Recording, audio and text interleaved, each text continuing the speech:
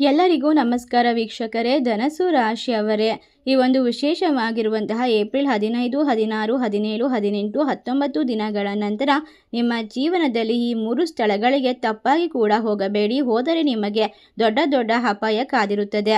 ಈ ಸಮಯ ಬಹಳ ಕಡಿಮೆ ಇದೆ. ಈ ಒಂದು ವಿಡಿಯೋವನ್ನು ನೀವು ಗಮನವಿಟ್ಟು ಕೇಳಿ. ನಿರ್ಲಕ್ಷ್ಯ ಮಾಡಿದರೆ ಖಂಡಿತವಾಗಿ ನಿಮ್ಮೊಂದಿಗೆ ನಿಮ್ಮ ಕುಟುಂಬದ ಸದಸ್ಯರು ಕೂಡ ಕಷ್ಟವನ್ನು, ಸಂಕಷ್ಟಗಳನ್ನು, ತೊಂದರೆಗಳನ್ನು ಅನುಭವಿಸ್ತಾರೆ. ನಾವು ಜೀವಂತವಾಗಿ ಇದ್ದಾಗ ಮಾತ್ರ ನಮ್ಮ ಜೀವನದಲ್ಲಿ ಏನನ್ನಾದರೂ ಸಾಧಿಸಬಹುದು. ನಮ್ಮ ಪ್ರಾಣಕ್ಕಿಂತಲೂ ಹೆಚ್ಚು ಮೌಲ್ಯಯುತವಾದದ್ದು ಯಾವುದೂ ಇಲ್ಲ. ಆದ್ದರಿಂದಾಗಿ ಮುಖ್ಯವಾದದ್ದು ಯಾವುದೂ ಇಲ್ಲ. ಏಕೆಂದರೆ ನಿಮ್ಮ ಜೀವನದಲ್ಲಿ ನೀವು ಹೇಳಿದಂತಹ ಪ್ರತಿಯೊಂದು ದಿನಾಂಕಗಳಲ್ಲಿ ಅಮಾವಾಸ್ಯೆ ಗಡಿಯು ನಿಮ್ಮ ಜೀವನಕ್ಕೆ ಸಹ ಪ್ರಾರಂಭವಾಗುತ್ತದೆ. ಏಪ್ರಿಲ್ 17ನೇ ತಾರೀಕಿನವರೆಗೂ ಕೂಡ ನಿಮ್ಮ ಜೀವನದಲ್ಲಿ ಬರುವಂತಹ ಪ್ರತಿಯೊಂದು ಸಮಯ ಬಹಳಷ್ಟು ಮುಖ್ಯವಾಗಿರುತ್ತದೆ.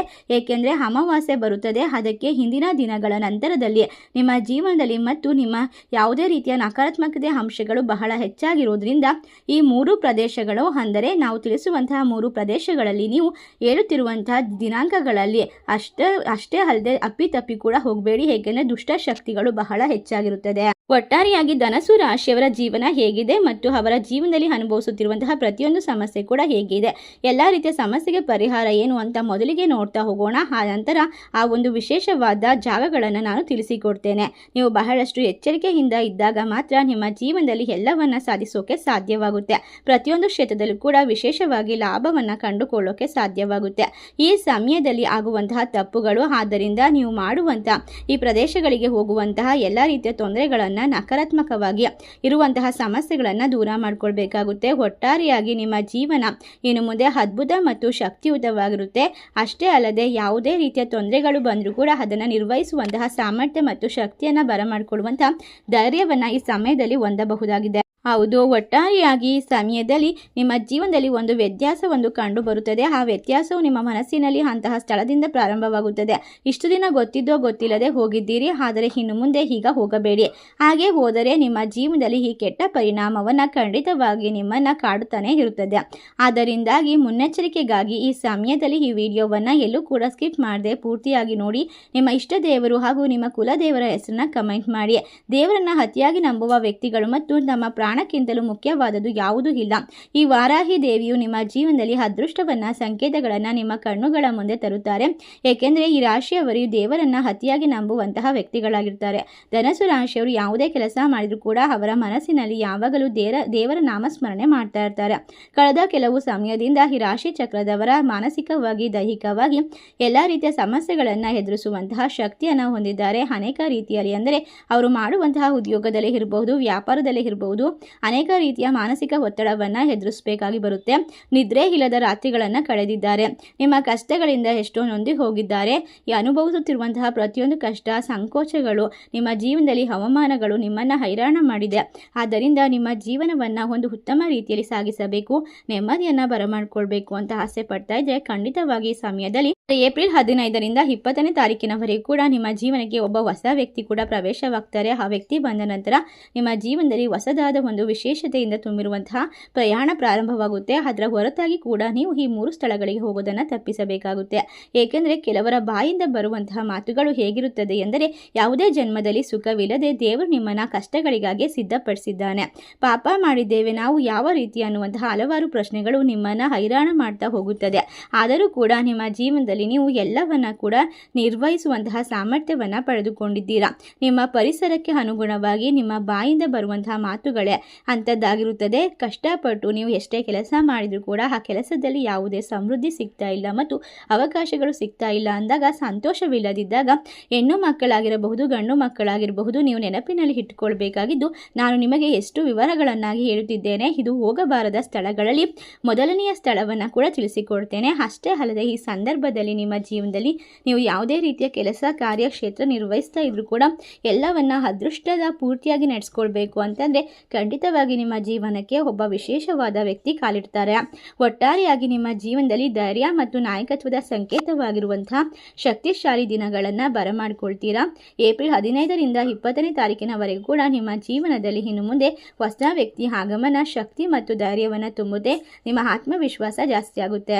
ಒಟ್ಟಾರೆಯಾಗಿ ಧನಸ್ಸು ರಾಶಿಯವರ ಮುಖ್ಯ ಲಕ್ಷಣವೆಂದರೆ ಅವರ ಆತ್ಮವಿಶ್ವಾಸ. ಅವರು ತಮ್ಮ ನಿರ್ಧಾರದಲ್ಲಿ ದೃಢವಾಗಿರ್ತಾರೆ ಮತ್ತು ತಮ್ಮ ಗುರಿಯನ್ನು ಸಾಧಿಸಲು ಯಾವುದೇ ಅಡೆತಡೆಗಳನ್ನು ಕೂಡ ಲೆಕ್ಕಿಸೋಕೆ ಮುಂದುವರಿಸೋದಿಲ್ಲ. ಅದರಲ್ಲಿ ಸಾಧಾರಣವಾಗಿ ಉತ್ಸಾಹವಿರುತ್ತದೆ ಮತ್ತು ಬೇರೆಯವರನ್ನ ಪ್ರೇರೇಪಿಸುವಂತಹ ಶಕ್ತಿ ಕೂಡ ಇರುತ್ತದೆ. ಇವರ ಸಕಾರಾತ್ಮಕ ಚಿಂತನೆ ಮತ್ತು ಚುರುಕುತನವು ಜೀವನದಲ್ಲಿ ಯಶಸ್ಸಿನತ್ತ ಕೊಂಡೊಯ್ಯುತ್ತದೆ. ಆದರೆ ಕೆಲವೊಮ್ಮೆ ಇವರ ತ್ವರಿತ ಸ್ವಭಾವವು ಸಮಸ್ಯೆಗಳಿಗೆ ಕಾರಣವಾಗಬಹುದು. ಅವರು ಬೇಗ ಕೋಪಗೊಳ್ಳುವ ಸ್ವಭಾವವನ್ನು ಹೊಂದಿರಬಹುದು ಮತ್ತು ತಾಳ್ಮೆಯ ಕೊರತೆಯಿಂದಾಗಿ ನಿರ್ಧಾರವನ್ನು ತುರ್ತಾಗಿ ತೆಗೆದುಕೊಳ್ಳುವಂತಹ ಸಾಧ್ಯತೆ ಇರೋದ್ರಿಂದ ಖಂಡಿತವಾಗಿ ಕೆಲವೊಮ್ಮೆ ತಪ್ಪುಗಳಾಗಬಹುದು. ಆದ್ದರಿಂದ ಈ ರಾಶಿ ಚಕ್ರದವರ ಸ್ವಲ್ಪ ಶಾಂತತೆಯನ್ನು ಮತ್ತು ಸಹನಶೀಲತೆಯನ್ನು ಅಭಿವೃದ್ಧಿಪಡಿಸಿಕೊಳ್ಳೋದು ಬಹಳ ಮುಖ್ಯ. ಇನ್ನು ಪ್ರೇಮ ಜೀವನದಲ್ಲಿ ಈ ರಾಶಿ ಚಕ್ರದವರಿಗೆ ಪ್ರಾಮಾಣಿಕರಾಗಿರ್ತಾರೆ ಮತ್ತು ನಿಷ್ಠಾವಂತರಾಗಿರ್ತಾರೆ. ಅವರು ತಮ್ಮ ಸಂಗಾತಿಯನ್ನು ತುಂಬ ಪ್ರೀತಿಸುತ್ತಾರೆ ಮತ್ತು ಅವರಿಗಾಗಿ ಏನು ಬೇಕಾದರೂ ಕೂಡ ಮಾಡಲು ಸಿದ್ಧವಾಗಿರ್ತಾರೆ. ಆದರೆ ಇವರ ಸ್ವಭಾವದ ತೀವ್ರತೆಯಿಂದ ಕೆಲವೊಮ್ಮೆ ಸಂಬಂಧಗಳಲ್ಲಿ ಗಲಾಟೆ ಆಗಬಹುದು. ಅದರಿಂದ ಪರಸ್ಪರ ಅರ್ಥ ಮಾಡಿಕೊಳ್ಳುವ ಗುಣವನ್ನು ಬೆಳೆಸಿಕೊಳ್ಳೋದು ಅವಶ್ಯಕ. ಇನ್ನು ಉದ್ಯೋಗ ಮತ್ತು ವೃತ್ತಿ ಜೀವನದಲ್ಲಿ ಈ ರಾಶಿ ಚಕ್ರದವರಿಗೆ ಹೊಸ ಆಲೋಚನೆಗಳು ಬರುತ್ತದೆ, ಹೊಸ ಮಾರ್ಗಗಳು ಕಂಡುಬರುತ್ತದೆ. ನಾಯಕತ್ವ, ಉದ್ಯಮಶೀಲತೆ, ಕ್ರೀಡೆ ಮತ್ತು ಆಡಳಿತ ಕ್ಷೇತ್ರಗಳಲ್ಲಿ ಅತ್ಯುತ್ತಮವಾದ ಅವಕಾಶಗಳು ಸಿಗುತ್ತೆ. ತಮ್ಮ ಪರಿಶ್ರಮ ಮತ್ತು ಸಂಕಲ್ಪದ ಮೂಲಕ ಅವರು ಯಾವುದೇ ಕ್ಷೇತ್ರದಲ್ಲೂ ಕೂಡ ಯಶಸ್ಸನ್ನು ಸಾಧಿಸಬಲ್ಲರು. ಆರೋಗ್ಯ ದೃಷ್ಟಿಯಿಂದ ಕೂಡ ಸಾಮಾನ್ಯವಾಗಿ ಶಕ್ತಿಶಾಲಿಯಾಗಿರ್ತಾರೆ. ಆದರೆ ರಕ್ತದ ಒತ್ತಡ, ಆರ್ಥಿಕವಾಗಿ ಸಂಕಷ್ಟಗಳು, ಆತುರದ ನಿರ್ಧಾರಗಳು ಸಮಸ್ಯೆಯನ್ನು ತರಬಹುದು. ಈ ಸಮಯದಲ್ಲಿ ವ್ಯಾಯಾಮ, ಧ್ಯಾನ ಮತ್ತು ಸಮತೋಲನ ನಿರ್ಧಾರವನ್ನು ತೆಗೆದುಕೊಳ್ಳೋದ್ರಿಂದ ಒಳ್ಳೆಯ ಒಂದು ವಿಶೇಷವಾಗಿರುವಂತಹ ಶಕ್ತಿಯುತವಾಗಿರುವಂತಹ ದಿನವನ್ನು ಬರಮಾಡಿಕೊಳ್ತಾರೆ. ಒಟ್ಟಾರೆಯಾಗಿ ರಾಶಿಯವರಿಗೆ ಜೀವನದಲ್ಲಿ ಸಾಹಸಮಯ ಪ್ರಯಾಣವನ್ನು ನಡೆಸುವಂಥವರು. ಅವರು ತಮ್ಮ ಶಕ್ತಿಯನ್ನು ಸರಿಯಾದ ದಿಕ್ಕಿನಲ್ಲಿ ಬಳಸಿದರೆ ದೊಡ್ಡ ಸಾಧನೆಯನ್ನು ಮಾಡಬಹುದು. ಧೈರ್ಯ, ಉತ್ಸಾಹ ಮತ್ತು ನಾಯಕತ್ವ ಗುಣವೇ ಇವರಿಗೆ ಬಲವಾಗಿರುತ್ತೆ. ತಾಳ್ಮೆ ಮತ್ತು ಶಾಂತತೆಯನ್ನು ಬಳಸಿದರೆ ಜೀವನ ಇನ್ನಷ್ಟು ಸುಂದರವಾಗ್ತಾ ಹೋಗುತ್ತೆ. ನಿಮ್ಮ ಜೀವನದಲ್ಲಿ ನಿಮ್ಮ ಸಮಸ್ಯೆಗಳಿಗೆ ಕಾರಣ ಏನು ಅಂತ ನೋಡೋದಾದರೆ ಎಲ್ಲದಕ್ಕೂ ಕೂಡ ಈ ಸಮಯ ಮತ್ತು ನಿಮ್ಮ ಗ್ರಹಗಳ ವಿಶೇಷವಾದ ತೊಂದರೆಗಳೇ ಆಗಿರುತ್ತದೆ. ಆದರೂ ಕೂಡ ಧನಸ್ಸು ರಾಶಿಯವರು ಈ 3 ಸ್ಥಳಗಳಿಗೆ ತಪ್ಪಾಗಿ ಕೂಡ ಅಮಾವಾಸ್ಯೆಯ ಸಂದರ್ಭದಲ್ಲಿ ಹೋಗಬಾರ್ದು. ಆ ಸ್ಥಳ ಯಾವುದು ಅಂತ ಒಂದೊಂದಾಗೆ ನೋಡ್ತಾ ಹೋಗೋಣ. ಮೊದಲನೇ ಸ್ಥಳ ಅಂತ ಅಂದರೆ ಖಂಡಿತವಾಗಿ ಮೊದಲನೇ ಹೋಗಬಾರದ ಸ್ಥಳ, ಎರಡನೇ ಪ್ರಮುಖವಾಗಿರೋ ಸ್ಥಳ, ಮೂರನೇ ಪ್ರಮುಖವಾಗಿರೋ ಸ್ಥಳವನ್ನು ತಿಳಿಸಿಕೊಡ್ತೇನೆ. ಮಂತ್ರ ತಂತ್ರ ಪೂಜೆಗಳನ್ನು ಮಾಡುವಂಥವರು, ಅಂದರೆ ಕೆಟ್ಟ ವಾಮಾಚಾರ ಪೂಜೆಗಳನ್ನು ಮಾಡುವಂಥವರು ಯಾವುದೇ ರೀತಿಯ ಪ್ರಯೋಗವನ್ನು ಮಾಡುತ್ತಿದ್ದರೆ ಅಂತಹ ಜಾಗಗಳಿಗೆ ಹೋಗಬೇಡಿ. ಅಂದರೆ ಅವರ ಬಳಿ ಯಾವಾಗಲೂ ಕೂಡ ಸಾಮಾನ್ಯವಾಗಿ ದೈವಿಕವಾಗಿ ಸಂಬಂಧಪಟ್ಟಂತಹ ಪೂಜೆಗಳನ್ನು ಮಾಡೋದು, ಬೇರೆ ಬೇರೆ ರೀತಿಯಾಗಿರುವಂತಹ ವಾಮಾಚಾರ ಮಾಟ ಮಂತ್ರ ಮಾಡಿಸುವಂತಹ ಜನರ ಒಂದು ಹಾವಭಾವ, ಮುಖಭಾವ, ಲಕ್ಷಣಗಳನ್ನು ನೋಡಿದ ತಕ್ಷಣ ನಿಮಗೆ ತಿಳಿದು ಹೋಗುತ್ತದೆ ಇಂತಹ ಜನರಿಂದ ದೂರ ಇರೋದು ಉತ್ತಮ ಅಂತ. ನಿಮ್ಮ ಎದುರಿನ ಶಕ್ತಿಯನ್ನು ನಾಶ ಮಾಡಲು ಅಥವಾ ಎದುರಿನ ಶಕ್ತಿಯನ್ನು ವಶಪಡಿಸಿಕೊಳ್ಳಲು ಕೆಲವು ಈ ರೀತಿಯ ಪೂಜೆಗಳನ್ನು ಮಾಡಿಸ್ತಾರೆ. ಅಂತಹ ಜಾಗಗಳಿಗೆ ತಪ್ಪಾಗಿ ಕೂಡ ಹೋಗಬೇಡಿ. ಎರಡನೇದಾಗಿ, ನಿಮಗೆ ಎಲ್ಲಿ ಗೌರವ ಸಿಗೋದಿಲ್ವೋ, ನಿಮ್ಮ ಮಾತಿಗೆ ಎಲ್ಲಿ ಬೆಲೆ ಸಿಗೋದಿಲ್ವೋ, ನಿಮ್ಮನ್ನು ಯಾರು ಕೀಳಾಗಿ ನೋಡ್ತಾರೋ, ನಿಮಗೆ ಯಾರು ಅವಮಾನ ಮಾಡ್ತಾರೋ ಮತ್ತು ನಿಮ್ಮ ಶಕ್ತಿಯನ್ನು ಕುಗ್ಗಿಸಲು ಪ್ರಯತ್ನ ಮಾಡ್ತಾರೋ ಅಂತಹ ಜನರು ಇರುವಂತಹ ಸ್ಥಳಗಳಿಗೆ ಹೋಗಬೇಡಿ. ನಿಮಗೆ ಗೌರವ ಇಲ್ಲದೆ ಇರುವಂತಹ ಸ್ಥಳದಲ್ಲಿ ನಿಮ್ಮನ್ನು ಕರೆಯದೇ ಇದ್ದರೂ ಕೂಡ ಕರೆದರೂ ಕೂಡ ಹೋಗಬಾರದು. ಇದರಿಂದಾಗಿ ನಿಮ್ಮ ಮೇಲೆ ನಕಾರಾತ್ಮಕ ಶಕ್ತಿಗಳ ಪ್ರಭಾವ ಹೆಚ್ಚಾಗ್ತಾ ಹೋಗುತ್ತೆ. ಅಷ್ಟೇ ಅಲ್ಲದೆ ನಿಮ್ಮನ್ನು ಕುಗ್ಗಿಸುವಂತಹ ಪ್ರಯತ್ನವನ್ನು ಮಾಡ್ತಾರೆ. ಆದ್ದರಿಂದ ತೊಂದರೆಗೆ ಕೂಡ ಸಿಲುಕಿ ಹಾಕ್ಕೊಳ್ಬಹುದು. ಈ ತಪ್ಪುಗಳಿಂದ ನೀವು ಹೊರಬರಲು ಯಾವತ್ತೂ ಕೂಡ ಸಾಧ್ಯವಾಗುವುದಿಲ್ಲ. ಒಮ್ಮೆ ತಪ್ಪಿನ ನಿರ್ಧಾರವನ್ನು ತೆಗೆದುಕೊಂಡರೆ ನಿಮ್ಮ ಜೀವನದಲ್ಲಿ ಎಲ್ಲವನ್ನ ಕೂಡ ನಾಶ ಮಾಡಿಕೊಳ್ಬೇಕಾಗುತ್ತೆ. ಹೌದು, ಧನಸ್ಸು ರಾಶಿಯವರು 3ನೇದಾಗಿ ಹೋಗಬಾರದ ಸ್ಥಳ ಅಂದರೆ ಸ್ಮಶಾನಗಳು, ಹಳೆಯ ಗುಡಿ ಗೋಪುರಗಳು, ದೀಪ ಹಚ್ಚದೆ ಪೂಜೆ ಮಾಡಿರುವಂತಹ ದೇವಸ್ಥಾನಗಳಿಗೆ ಹೋಗಬಾರ್ದು.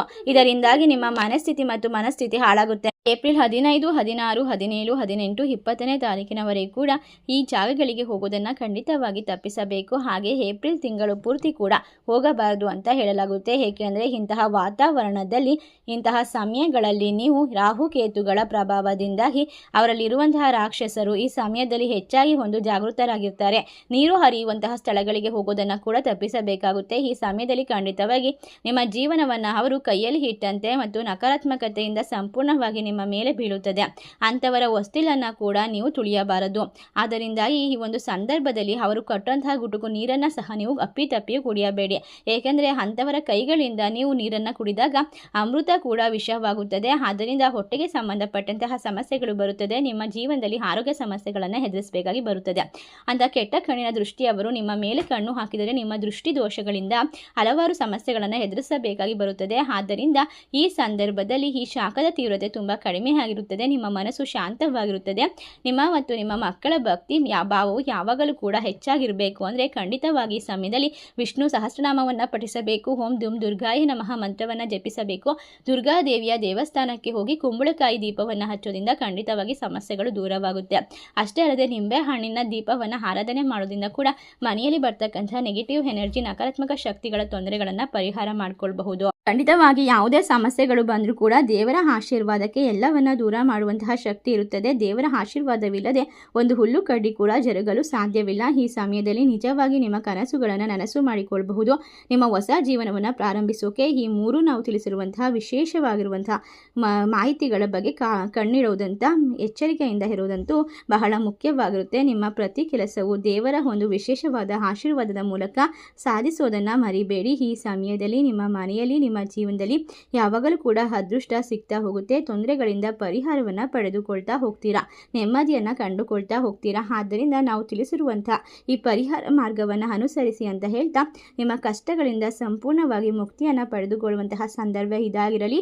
ನೀವು ಆದಷ್ಟು ಬೇಗ ಶ್ರೀಮಂತಿಕೆಯನ್ನು, ನೆಮ್ಮದಿಯನ್ನು ಬರಮಾಡಿಕೊಳ್ಳಿ ಅಂತ ಕೇಳ್ಕೊಳ್ತಾ, ಈ ಮಾಹಿತಿ ನಿಮಗೆಲ್ಲ ಇಷ್ಟವಾಗಿದೆ ನಿಮ್ಮ ಫ್ರೆಂಡ್ಸ್ ಆ್ಯಂಡ್ ಫ್ಯಾಮಿಲಿಗೆ ಶೇರ್ ಮಾಡಿ. ನಮ್ಮ ಚಾನಲ್ಗೆ ಸಬ್ಸ್ಕ್ರೈಬ್ ಮಾಡಿ. ಸರ್ವೇ ಜನ ಸುಖಿನೋ ಭವಂತು. ಧನ್ಯವಾದಗಳು.